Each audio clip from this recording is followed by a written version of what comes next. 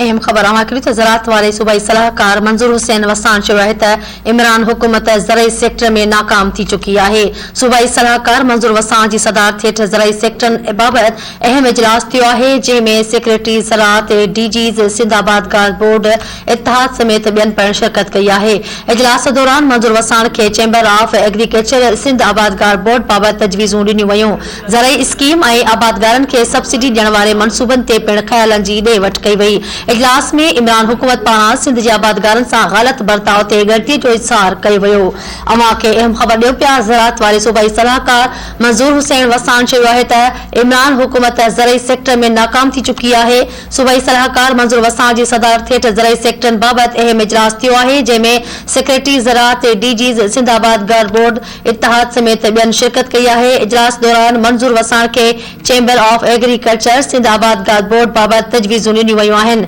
ज़रई scheme ऐं आबादगारनि खे subsidy ॾियण वारे मनसूबनि ते ख़्यालनि जी ॾे वठि पिणु कई वई आहे। इजलास में इमरान हुकूमत पारां सिंध जे आबादगारनि सां ग़लत बर्ताव ते ॻणती जो इज़हार कयो वियो आहे। उन मौक़े ते सूबाई सलाहकार मंजूर वसान चयो आहे त इमरान हुकूमत ज़रई सेक्टर में नाकाम थी चुकी आहे। मंजूर वसान चयो त सिंध जा आबादगार जेकी तजवीज़ूं ॾींदा उन्हनि खे ज़रई मनसूबनि में शामिल कयो वेंदो।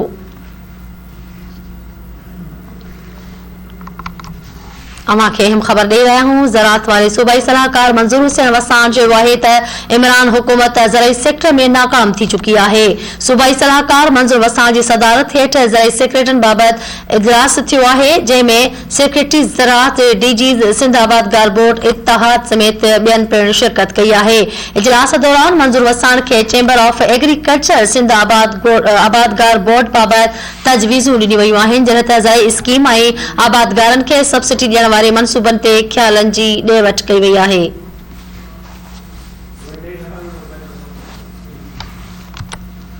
इजलास में इमरान हुकूमत पारां सिंध जे आबादगारनि सां ग़लत बर्ताव करण ते ॻणती जो इज़हार कयो वियो आहे। उन मौक़े ते सूबाई सलाहकार मंजूर वसान चयो आहे त इमरान हुकूमत ज़रई सेक्टर में नाकाम थी चुकी आहे।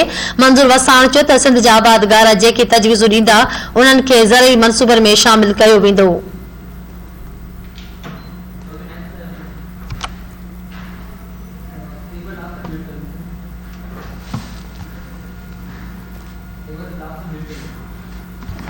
जीनासी नवा के अहम ख़बर ॾियूं पिया। इजलास में इमरान हुकूमत पारां सिंध जे आबादगारनि सां ग़लत बर्ताव ते ॻणती जो इज़हार कयो वियो आहे। उन मौक़े ते सूबाई सलाहकार मंजूर वसान चयो आहे त इमरान हुकूमत ज़रई सेक्टर में नाकाम थी चुकी आहे। मंजूर वसान चयो त सिंध जा आबादगार जेकी तजवीज़ूं ॾींदा उन्हनि खे ज़रई मनसूबनि में शामिल कयो वेंदो।